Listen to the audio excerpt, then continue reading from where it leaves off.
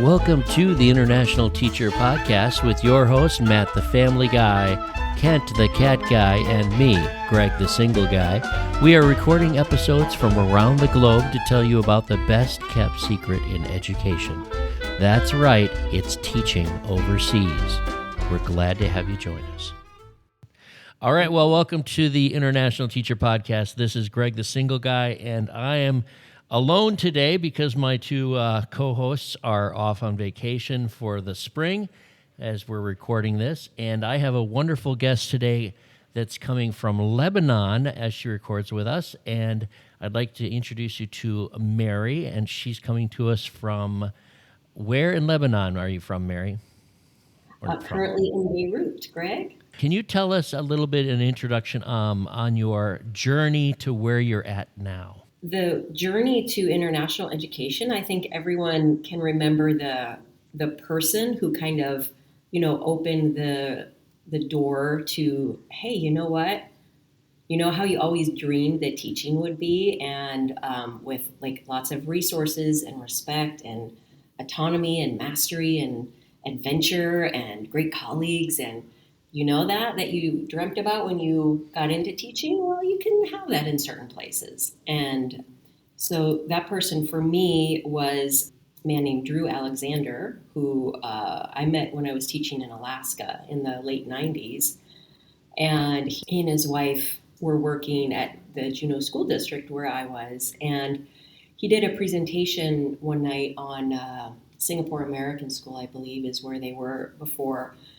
And my jaw kind of dropped, and I was like, holy mother of Thor, this is all possible. What? Anyway, I really didn't know that international schools existed or, this whole world was a possibility.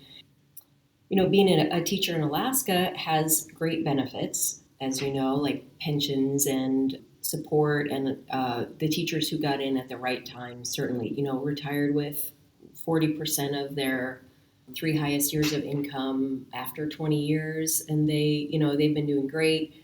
So it was hard to walk away from that on the one hand, but on the other hand, going into the world of international education has not been a regret at all. It was after 9/11. My daughter was 14 months old, and my then husband had actually grown up in, Lebanon. His father was a professor at the American University of Beirut here, and he lived here from 6 months to 6 years, and then moved to Yemen with his mom, who was running Save the Children there. And so he was also interested in, international experiences, and we both felt like, the U.S. of 9/11 was we wanted out. We didn't want to be part of the let's stay here and pull the window shades down from the rest of the world, and our don't mess with the U.S. bumper stickers that we're pulling up to at the end of the workday, and all that kind of energy didn't resonate at all. And we said we want to be out in the world. We want our daughter to be out in the world and not this kind of hiding away sense. And so that took us to Thailand when she was 14 months old. So you went from Alaska, and you hung up your snowmobiles, and you went all the way to Thailand. Was it Bangkok, or was it somewhere else? It was south of Bangkok, a smaller school that actually had been modeled after ISB, and so down International School Eastern Seaboard, which was a great place to land. So my then husband was a trailing spouse.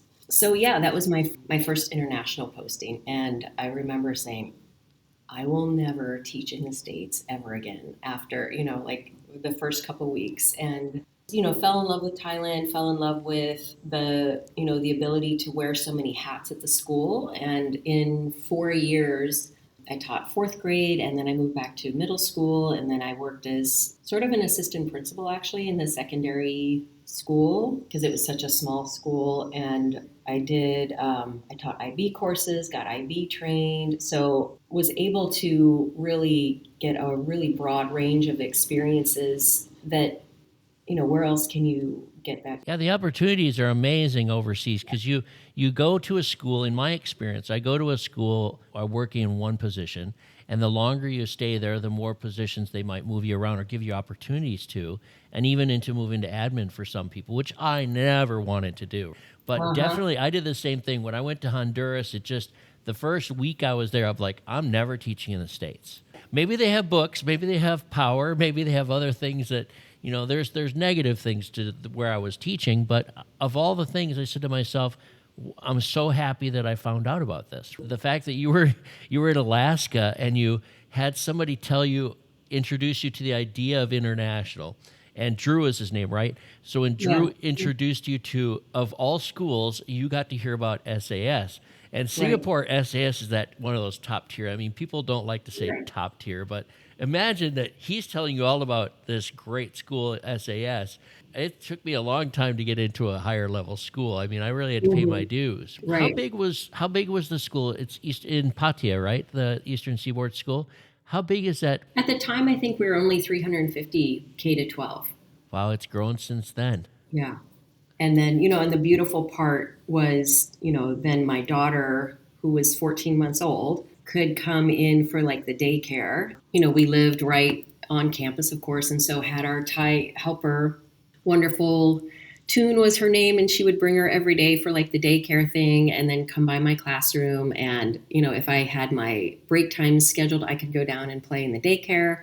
And then she would go home and put her down for a nap. And then I would come home and dinner would be ready. The house would be clean. Asha had her nap and I could like hang out and like take her for a walk and not have to, do laundry and cooking and cleaning and everything else. And I was like, oh my God. Yeah, I don't think you had a maid in the U.S., did you, ever? Oh, no. Yeah, no way. That's a whole Yeah. It's one of those Yeah. little secrets. I call this the secret, the best kept secret in education is definitely, you've heard me say that on other episodes, but it's so true because maids of all things, I've had a maid in almost every country I've been in, and I choose not to where I'm at just for certain reasons, but it was more difficult to arrange. But most places you go, you get a maid. And you can imagine that. She was probably part of your family and helping to raise your infant, and that's amazing. Mm-hmm. So that was Thailand. Yeah, so that was Thailand. Yeah. Got divorced in Thailand, and then I had a doorway to walk through. I just returned from Bali, actually, for spring break. So it was just our spring break here as well. And I went to Bali to visit some friends, and I hadn't been there since 2005, which was when I got divorced and had the next doorway of, okay, now what? I'm leaving Thailand and could either go back to the States, stay in Bali. I had sort of an offer to kind of help develop a homeschool with the community in Ubud, and then eventually the Green School formed there as well. But they said, oh, stay, and we're getting this homeschooling thing going. And it's like, that's kind of tempting. And then I had also just gone to the job fairs at ISS Bangkok. And I had another week to make my decision. I had received two offers that I was considering. One was at Canadian Academy in Kobe, Japan, and the other was CAC in Egypt. Both really good schools. And I had a golden retriever at the time also. And so going back to the States, no thank you. Bali, too uncertain, that whole like scrape by and create something, and not with a 5-year-old and not at that point. Yeah, your daughter was going with you then, and your golden retriever. Did you take them both with you, and then your divorced husband went elsewhere? Which one did you decide on? I went to CAC in Egypt, mostly because it's a great, fantastic school, but also Japan was intriguing. But having a big dog in a very small place in Japan, that was like, And CAC is one of the best. It is the best school in Egypt as far as I'm concerned. Cairo American College is in Cairo. It's right in Maadi, which is an expat place. I think it was back in 2004 to 5. I was living in Maadi, and I would go to that little Green Tree restaurant, which is right by CAC, and I'd walk by there every day. But I didn't teach at CAC. I was at the ESOL school instead, and that was unfortunate for me. All I wanted to do was work at the good school, CAC. So you went to CAC Yeah. with your dog and with your daughter, and then you started off. How long did you stay there? 4 years. And it was a fantastic experience. It was really wonderful. And colleagues were great. Support was great. I loved living in Egypt. Yeah. And, then so my daughter did kindergarten through third grade there. And just, it was fantastic. It was like kind of a dreamy time, actually. So, I'm going to try out the 7 degrees of Kevin Duncan is what we call it. Now, if you listen to that episode, the two authors that were on our podcast before, one's named Kevin Duncan, and we started saying this. So I'm going to try this out. Among other people that I know that have worked at CAC, I do know a very good friend of mine is Egyptian, and I won't say her last name, but Dolly was she's a secretary there, and everybody she's knows been there for Dolly. years. And do you know Dolly? Yeah. Everyone knows Dolly. Oh my God. Did you No know that Dolly way. and I were in college together and that graduated together from Lawrence University, and we Oh, were roommates in amazing. Minneapolis for an entire year? You know. Shout out to Dolly. Everyone loves you. Everybody that I have connections, and I won't go through the other connections I have with CAC, but it's been a pleasure and so astounding to know that people Yes. know the wonderful Yes. person named Yes. Yes. Dolly. Yes. She's Yeah. amazing. Yeah. Oh, that's great. Thank you for Yep. connecting that one. That's like Yep. 1 degree Exactly. right there. Exactly. That's it. Boom, done. Yeah. I love it. 4 years in Cairo, and Mahdi is a great Yeah. place. I remember playing softball in the leagues. I remember the Germans would bring the beer. And did you ever go to the Canadian? The third Thursday of the month, the Canadians would have a big bash at their I don't think embassy in so. But Cairo. what Did you was ever go to I that don't one? think. Really? Oh my God, it was so much fun. Well, I'm not Canadian, and the thing is, I went there and I forgot my passport, and the Canadians I went with really played it up. And they're like, "Oh, Greg, you're probably gonna have to just, go all the way, take the hour back home and take the taxi back. You're probably not gonna get in because it's really tough. Security, it's very important. They're very secure. And I said, okay, well, I'll try. And we get to Mm-hmm. the gate, or not to the gate, to get to the entrance, and there is a county mountie there Um, with a metal detector, and they're all going through and showing their passports. And I looked at the guy, and I was about to go through the metal detector, and I said, I'm sorry, sir, I don't remember I didn't bring my passport. Can I still get in? And he said, I don't know. Do you know any Canadians?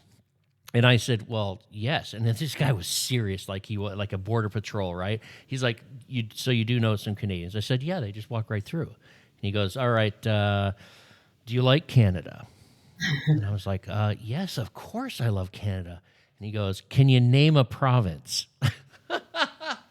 And I don't remember what I said, but I guess the moral of the story was it was so yeah. much fun because he was just ragging Yeah. me on. He was just giving me a grief just for fun. I went upstairs and there's all these Canadians and Americans partying, and it was one of my memories. I have so many memories from Cairo and from teaching there. It was Right. not a great experience of teaching, but Mm-hmm. life there was Right. Yeah. I amazing, know right? other friends who've had jobs in Cairo, and there are some schools there that are tough. Yeah. So you want to be careful. But you had a good 4 years.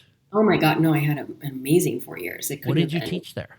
Middle school humanities and health. But you didn't stay there long, and your daughter ended up going to school in CAC then, as she was Yeah. getting older, Mm-hmm. right? Yeah. So she did kindergarten through third grade. Yeah. And then I was just starting to feel the tug of my parents getting older and having the granddaughter so far away, and neither of my parents ever left the States to travel. So that was, that's tough. I think when I was always really envious when people's parents would come and visit and be able to share that. That was nothing that I ever had. And so it was always, us making the trips back.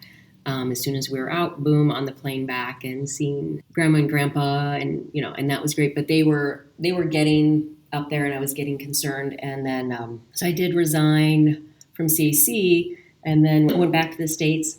And then my dad died 2 weeks into my new job back there. Oh my gosh. So Yeah, sorry. I was able to be with him though. So that was, it was good. And then we moved my mom out to Oregon with us after my dad passed, and that was in Michigan. And so, yeah, so that was 7 years of being back in Oregon and with my mom. And then she subsequently moved to Seattle with my other siblings. which is where she is now. So yeah, and I wanted to also make sure that my daughter had that sense of, having a home base in the States as well. And like, oh, I want to like have a house and a golden retriever and a yard. And I want her to ride her bike to work, to school, and, like run around in the playground, like that Americana thing. Like, Right. So she has some grounding, right? She has some grounding as an American, mm-hmm. and yet she's still a TCK.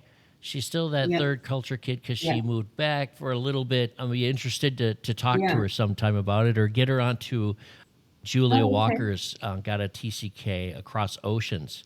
If your daughter would like to get in touch with Julia and go on to the Across Oceans podcast, Julia was in Egypt. Actually, she used to get on the bus as a first grader, and I was waiting on the bus, for the Yeah. school bus era for quite a while with her, and her family and her parents. She started a podcast about TCKs. So let your daughter know if she wants to get, or if anybody listening out there wants another chance to have their kids on a podcast and share their stories about living with mom and dad overseas and traveling around. Good. It's Yeah. Across Oceans. They can get in touch with us. That was Egypt, Mm-hmm. and you went back Mm-hmm. to Oregon for 7 years. So your daughter Mm-hmm. was doing a little bit more growing up there. Yep. Went to Dubai and American School of Dubai, Aha. and that was super fun. It was a challenge for her, though. She was going through a hard time in high school transitions, and Ashland, Oregon is very different than Dubai. And so Ashland's a very, how do I say this? Like, it's a very progressive kind of artist town, very like big emphasis on kind of non-materialist things. Yeah, farmers markets and art and alternative. Yeah, so kind of like a little fun artist hippie town. So you went from artist hippie town to Dubai. That is crazy. Yeah. You really like extremes, Yeah. don't you? You go from Alaska to Thailand. You go from Right. Oregon to Dubai, and from a little Right. farmers markets, weekend stroll and Yeah. hippies to the land of opportunity for the Middle East. Right. Right? Wow. Yeah, it was finding her sense of belonging there was challenging. So yes. That affected you then because you probably handled it pretty well. I mean, Dubai is sort of a slap in your face. I don't know, but that really affected you too as the mom. How long did you guys stay there? We just did 2 years there and then came home, and she wanted to come back and be with her friends. And so we came back, and then the pandemic hit, and then we were back for 3 years and then did online stuff at home in Oregon. And so, yeah, that was 2019 we came back. And then You have quite a story. my very first day doing online teaching, we had a huge wildfire come through, and it basically destroyed our valley. There were 5,000 homes lost, and that was September 8th, 2020. And that was our first day of online teaching. The pandemic hits, and then you go online with all the fury of that and teaching Mm-hmm. online and the school getting used to it. And there's a wildfire that burns through the entire area. Mm-hmm. Oh my Yeah. God. Mm-hmm. Yep. You can't even No, make I this know. stuff up. Yeah. Yeah. No, I just ended my Zoom. I was like, yes, my first Zoom class ever. And then checked my phone, and there was a evacuation alert for Ashland. And I was like, oh. And then texted my principal and said, I'm going home, and loaded up the car, got all the camping equipment and food and water and the dog and everything loaded and ready to go. We didn't end up evacuating, but because the wind was going north, but it spread really far, and it destroyed the two towns directly north of us. I think we came close to the apocalypse right when the pandemic hit Yeah. because it was 2 days before they announced that our school system was going to go to like home, just everyone goes home. Everyone's doing online learning. So Right. I was part of the tech team, and I remember it was like, I think it was the middle of the week, so it would have been Tuesday for us. So Tuesday, Wednesday, Thursday. The kids were going to be in school. I got taken out of any classes. We had an emergency meeting on the Tuesday. And then Wednesday, we planned it on Tuesday. You got everything ready on Wednesday. And then Thursday was the kids' last day. Yeah. But what happened was while we're having those meetings on Tuesday, we had a locust swarm. I swear to God, you can't write this thing, you can't make this up. Like I say, you had wildfires devastating your Right, area. right. We had locusts like those big 3 or 4 inch locust swarms all over the sky, people stepping on them, running through them. I mean, it was weird. And then we had the pandemic. I'm like, this is biblical. This is Yeah. really strange. And now I hear that they had fires sweeping through your area. Yeah. What a strange year that was. I think we just narrowly avoided the apocalypse. Mm-hmm. Yeah. I mean, we could have zombies walking around right now, but we I don't. know. When you really think about like all the stuff that's going on, and well, in Beirut, I wasn't here for the October 2019 was a revolution, and the currency crashed about 95%. And so, if you were making 100,000, you are now making 5,000, and then all the depositors got locked out of their bank accounts. And then, of course, COVID hit in spring of 2020. And the school had to, all the expat teachers had to leave, basically. I mean, they were allowed to just, get out of their contracts because the school's like. This is back before when you were in Oregon and with COVID, right? And this is what you're talking now about what happened at the school you're at now. So they closed down during that time? It didn't close down, but the enrollment dropped. Most of the expat faculty left. And were they ordered to, or were they just choosing to leave? They were just offered to because, if the currency crashes 95%, you're basically not making anything. So right, and the school wouldn't be able to even afford to have those teachers there. Right. So even they were doing the best that they could, and still they were like, hey, we're just, if you want to go, and we'll do what we can to support you. And so there were a few who held on here and did things like sold their house back home because they wanted to stay here and loved it so much and got through that time. And then August 2020 was the world's largest non-nuclear blast in Beirut that was like 7.5 on the Richter scale equivalent. And that was, I don't know if you heard about that. I did not hear about that. We had some other things going on around here around that time, but wow, I did not hear about that. And these are all things leading up. I mean, so when you got the opportunity to go to Lebanon, what attracted you to go? And was it 2022? Is this your first year in Lebanon now at ACS? What led you to accept a position in such a hardship country, if I can call it that? I guess I'm not aware really of what it's like there. So I guess I'm sort of like many Americans might be, thinking it's a hardship. It's in ruins. Why would you want to go there? Yeah. Right? Can I just say it that way? I mean, I don't feel that way, but some people might. I have a little bit different take on it. Right. And even you even being in the Gulf still, might have the perception of, all that you see on the news about Lebanon. But it's like I said, I had some family connections to Lebanon. And so I heard lots of beautiful things about Lebanon, especially during the Golden Age, the 60s and 70s. The Paris of the Middle East. And I've had opportunities also, like you, I have history with it, but you have history, you had history, and you knew about Lebanon based on your first marriage and your daughter's father. So you know about Lebanon, and you decided to go there because of that? When we were living in Dubai, we actually came over here. So it was 2018. So it was pre-crisis, and just loved it. And so this is like it's a place you'll fall in love with it. Like Lebanon will steal your heart if you come here, and it's, in my opinion, and I've now been to, I just counted them up, 56 countries. This is the world's most underrated country, and it has beautiful mountains. There's like 12 ski resorts. We're right on the Mediterranean. It's gorgeous. I'm like looking out at an amazing seascape right now. The food, of course, Lebanese food, I'm sure you've had. And just the spirit of the people. There's a dignity that's like really just remarkable. Yeah, despite it all, there's this spirit and this dignity that the Lebanese people have. Yeah, I wanted this experience in leadership for myself. Is a great opportunity, but also just feeling this affinity for Beirut, for Lebanon, for being a part of having ACS come back, rising strong, and because it's got such a history, it's been here since 1905. So it's well established. Yeah. Hey, I have a common theme that I have always felt, and it's a feeling that I've always explained to people that don't understand what it's like to teach overseas.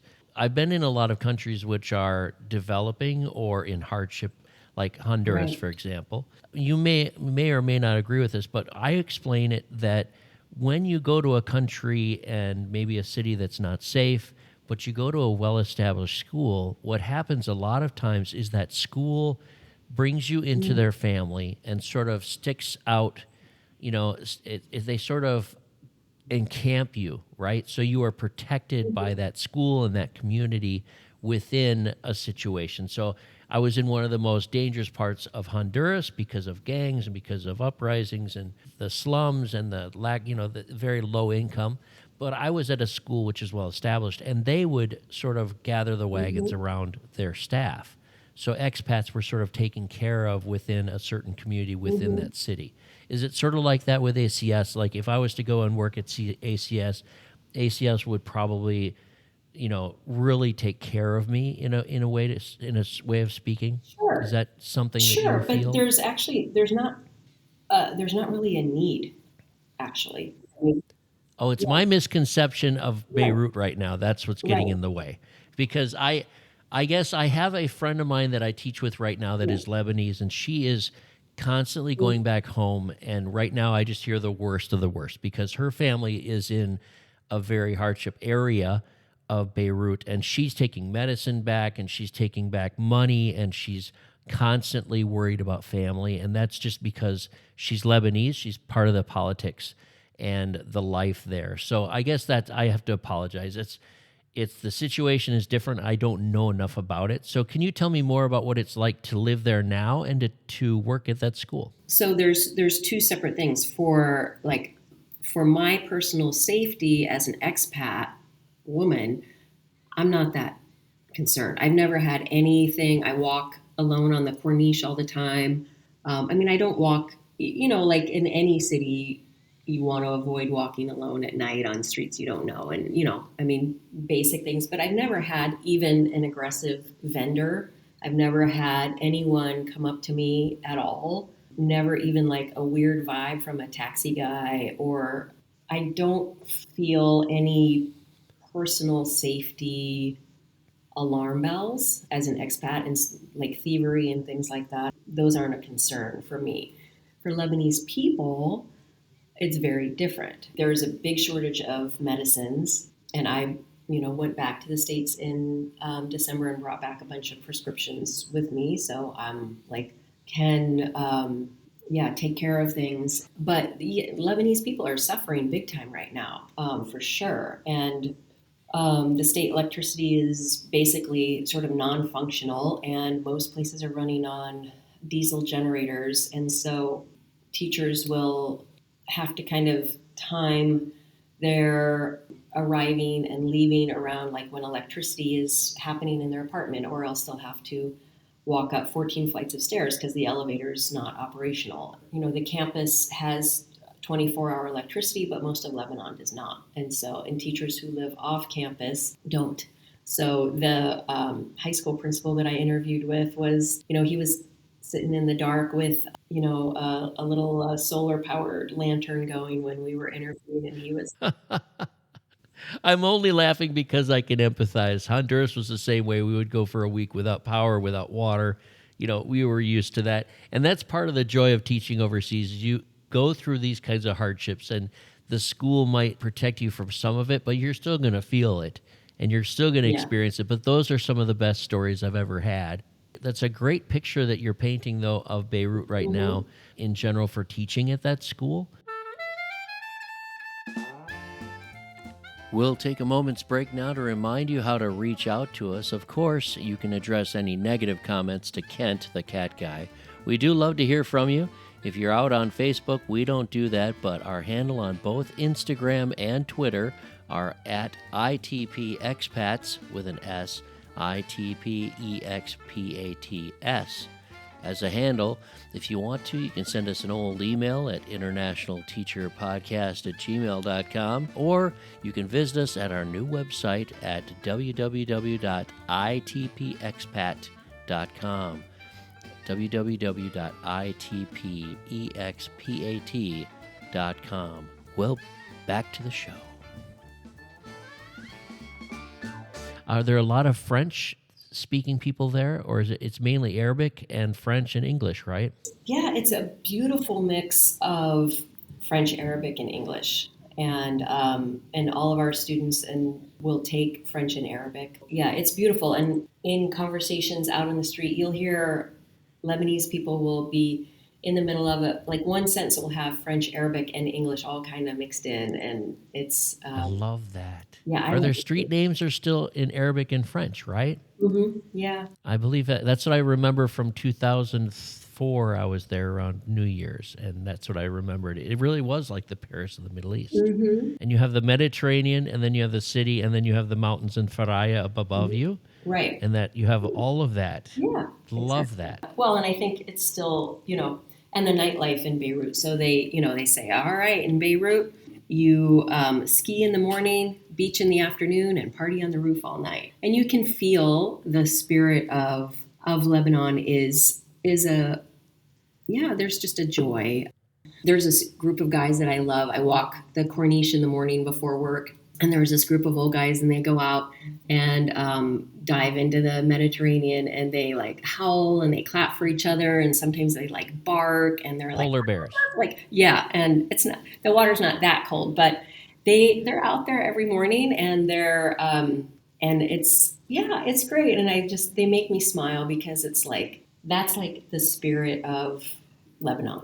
It's everything that all of the Instagram influencers are talking about, like community and morning routine and cold exposure, and and all these kind of trendy things. And it's like here's our group of guys who are just, I call them like the barking dudes, and they're out there, and they're like, I go out and just like smile at them and watch the sunrise and do my walk. There's a real joy that's just a part of kind of despite it all. And there's a million Syrian refugees here right now as well. The public schools have been kind of non-existent for, I'm not sure how long, several months. And so anyway, it's a country coming out of crisis, doing its best to come out of crisis. Our school is getting back to the enrollment of where we were pre-crisis. Hopefully getting back our numbers back up. It dropped about 30%. We're getting back up there, and we have great international families, a lot of UNHCR families, part of our international families here. It feels to me, so getting back to the why, like it feels really good to be part of a rebuilding and Positive change. positive. You're Yeah. helping to build the community because ACS has got to be one of those pillars of the community that they're reaching out, they're helping, they're trying to rebuild themselves, but you also are part of a greater community of Beirut. People are so positive. The Lebanese people that I know of are like, yes, we're going through a crisis right now, but we will live again. Yeah. We will work again. We will be that Paris of the Middle East again. We'll rebuild, etc. And they haven't been able to get out of that for quite a long time, but it will be a Beirut that everyone wants to be at again. Yeah. And you're part of that change, right? I think that's definitely a real good feeling is to be a part of positive change. Yeah. And that's one of the reasons, it sounds like that's one of the reasons you went back, not just because you know that it's a great place. I just haven't been back yet. My friend Susie keeps saying, Greg, you need to go back. Come on back with me. Come, and stay with the family and everything. And it's the best food in the world. Yeah. The Lebanese are all over the world, and their food is the absolute best. I agree. Yep. It's actually tied with Thai food for me. They're both Oh, kind of really? tied. Yeah.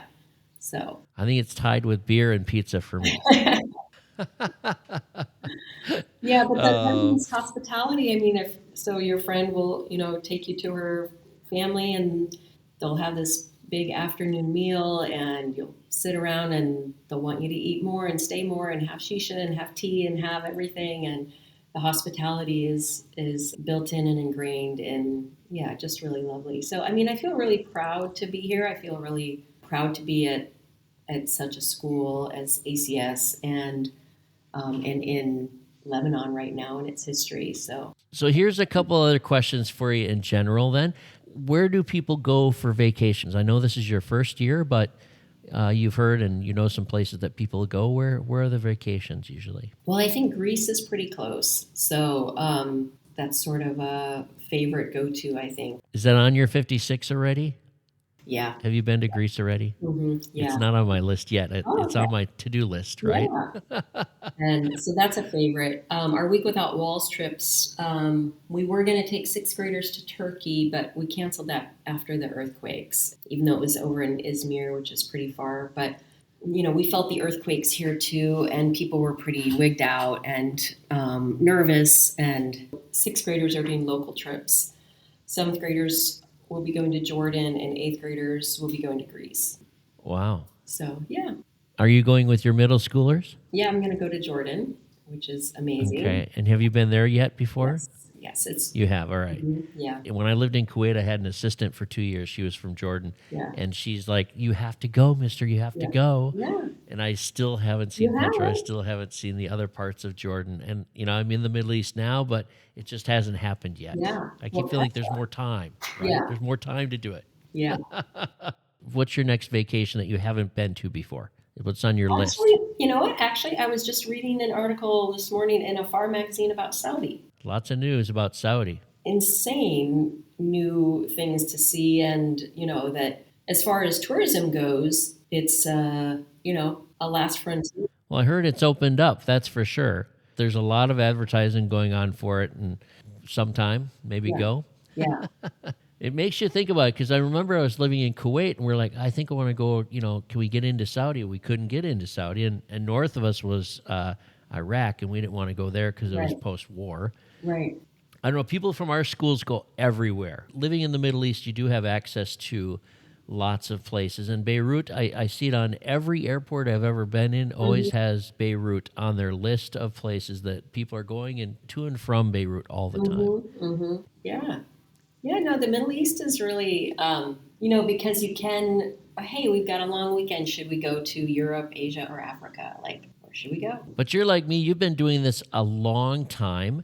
And I'm fascinated by your story, because you're not only an international teacher, but you spent many years as a single mother with your daughter overseas with you, as well as in the States. And I don't hear a lot of guests that talk about going back and forth to the States, right? There's quite a few of us that have spent careers overseas. We've been over here for a long time.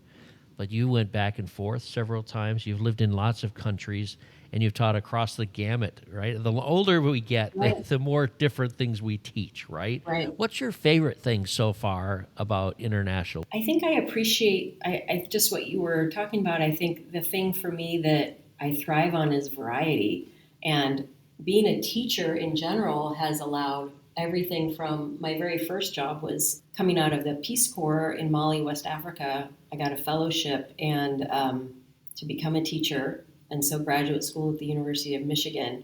At the same time, teaching in inner city Detroit in jobs that nobody else would teach, and they hired us as emergency substitutes in a regular position. Basically, like, hey, here's people freshly back from the Peace Corps. They would be the ones who could do this. Let's get them to do this job that nobody else wants to do, and we'll pay for their grad school. So it was an incredible opportunity to work in underserved districts and areas that were tough for teachers. And so my first 2 years, I taught 7th grade science in inner city Detroit. My degree is political science, so that was a little range. So in 2 years, I taught full-time with no student teaching experience. They were just like, here's the key to your room. Mrs. Thompson's down the hallway if you have any questions. Good luck. And then graduate school in Ann Arbor.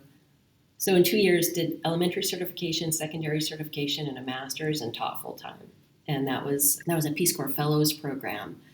And then I was like, then I started a year of doctoral work at the University of Michigan in administration and policy. And then I was like, no, I'm moving to Alaska. No. And so, so inner city Detroit, Alaska, Egypt, Thailand, Dubai, Oregon, Beirut. What other profession can we have these experiences? The privilege of having such a variety of demographics of students to be with and colleagues, and from the importance of a teacher wherever you are. So I think that's what I appreciate most is the ability to have the variety. I like the way that you say it's a privilege too. And it is a privilege to be embedded in this career. A variety is the Mhm. spice of life for you as well as it is Mhm. for a lot of us. I totally agree with I empathize with you. I'm nodding my head going, yes, that is Mhm. totally me. You have a lot of stories. Is there any way that you might have a nice, harmless, or exciting police story for the ITP right now? Along what theme? A police story or custom story, whatever you like. And I like the fact you have so many that you have to have themes. Well, I didn't hear the police part. Uh, Nothing's coming to me right now. Okay, fair enough, because I Yeah, threw that yeah, at you blindsided. We didn't talk yeah. before this interview, and I told you maybe you'll think of one before the end.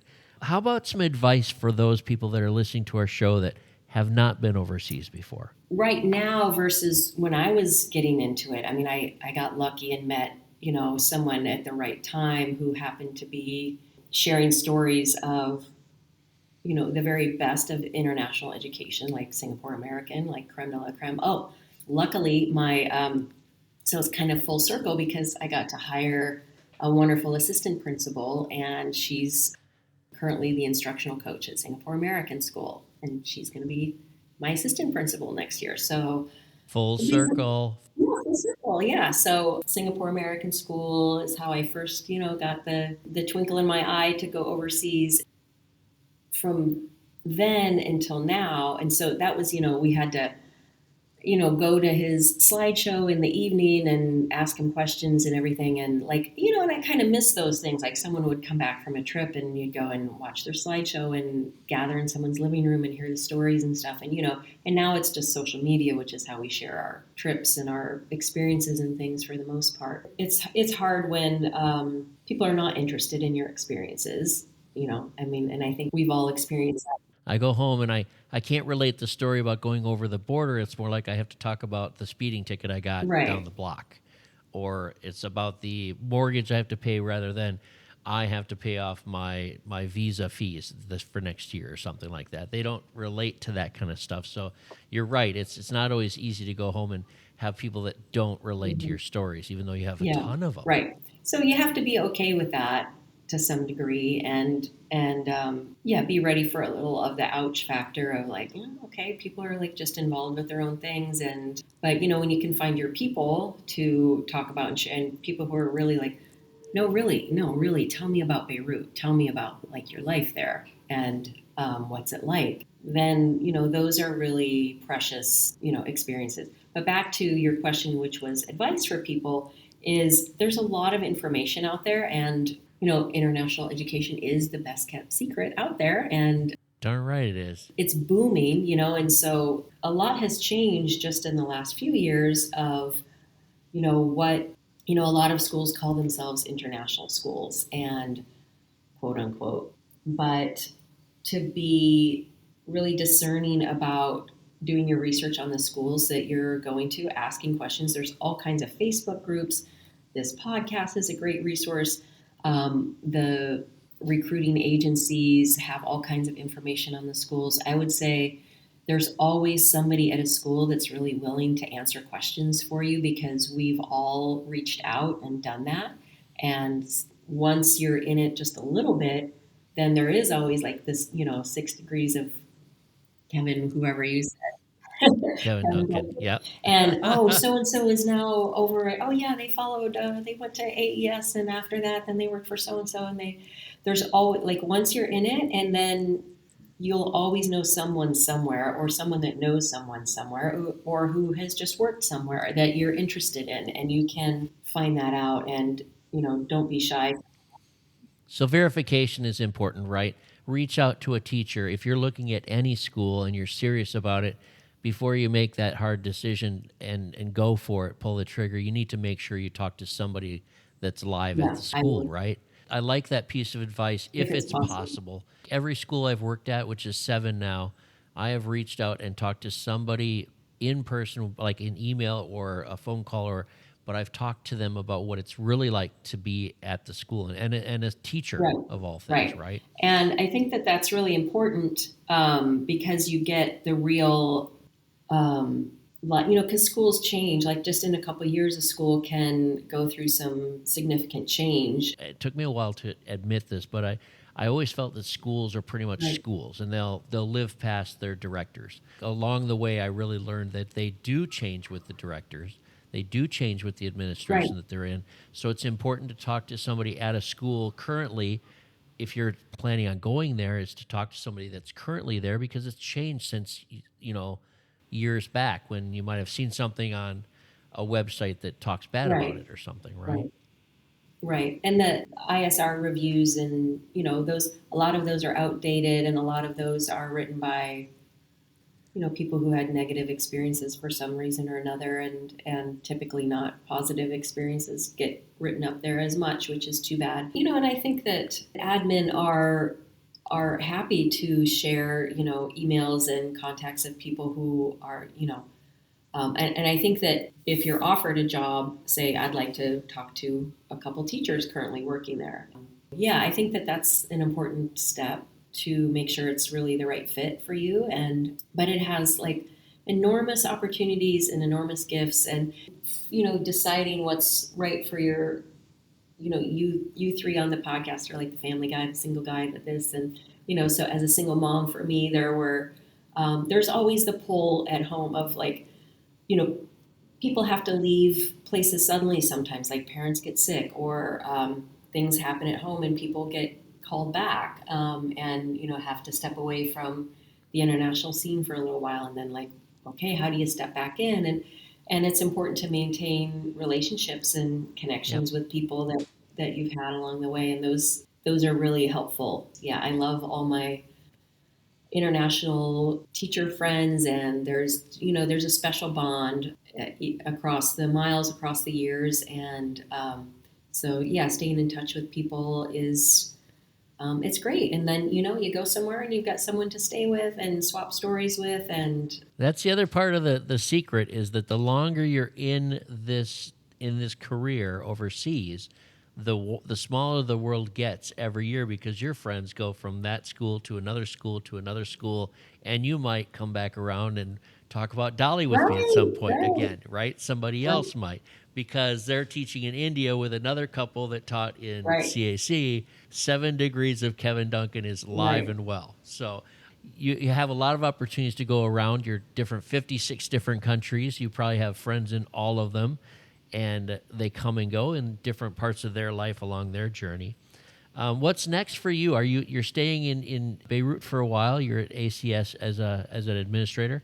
Are you are there some plan? Are you planning on staying there longer? Your daughter's back in the States still, right? oh yeah, yeah, she's back in the States and she came here to visit and she loves it, and so yeah, but I'm here, I'm loving it. This is definitely the like feels like the right place to be at the right time. This is my You place. got it. This is what we So, all look for. I need to find that place. I haven't yeah, found my particular yeah. harbor yet. I don't know if you listen to Jimmy Buffett. The beautiful thing about Beirut is you don't feel like you're an expat living in Beirut. You feel like you're living in Beirut. Wow, that's a different feeling because I don't feel that way where I'm at right now, and I haven't felt that way in a while. But that is a Yeah. great point. Do you bring that up with people that you're hiring? Because that is strong. Yeah. And if you don't, you should because that drew me in just Yeah. now. I'm ready to pack up and go work there. Yeah. Oh, I'm not good. Yeah. joking either. That is a powerful statement. Yeah, I didn't have it in other places either. And it was the high school principal that I interviewed with. He worked at Graded in Bombay, and he's here now, and he stayed through the crisis and through the currency collapse. He said, I quite like it here. So he sold his house in Missoula, Montana to be able to stay here. And now things are back up, and we'll be getting 70% in dollars next year. And but he for him, it wasn't worth going somewhere else because he's like, I quite like it here and I live here. Mm-hmm. I don't hear that a lot from other schools. They just say, "Oh, teachers love to stay," but there's a different feeling Mm-hmm. I'm getting from you and from what you're saying with these teachers that have even stayed and sold their homes elsewhere just so they could stay on with the school And that's a lot to say for that school right now. All right, so listen, as we wrap up, is there any way that listeners can reach out to you or? Sure, I'm happy to answer questions. Just, mnoble@acs.edu.lb. So that's my, work email. Are there any final thoughts that you'd like to share with us as we draw to a close here?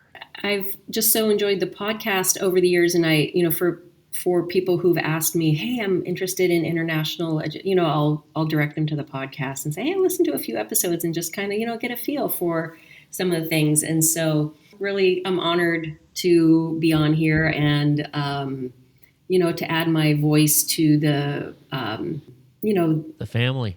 The family. What we are. Being a cheerleader for this is the best kept secret in education, and I hope more people have the the experiences that you and I have been able to have, and that are unique. And there are so many people suffering burnout and fed up with teaching in the States, and that part makes me really sad. And I'll say, before you walk away from teaching altogether, give international education a chance, because it can be everything that you dreamed of when you said, I want to be a teacher. And you can have those things in the right place, that it's possible. Well, I appreciate having you on our show. I'd like to thank you, Mary Noble, for being here for us and for our listeners on behalf of the International Teacher Podcast and my fellow co-hosts. Thank you so much. It's been a pleasure and an honor. I'm really appreciate your time.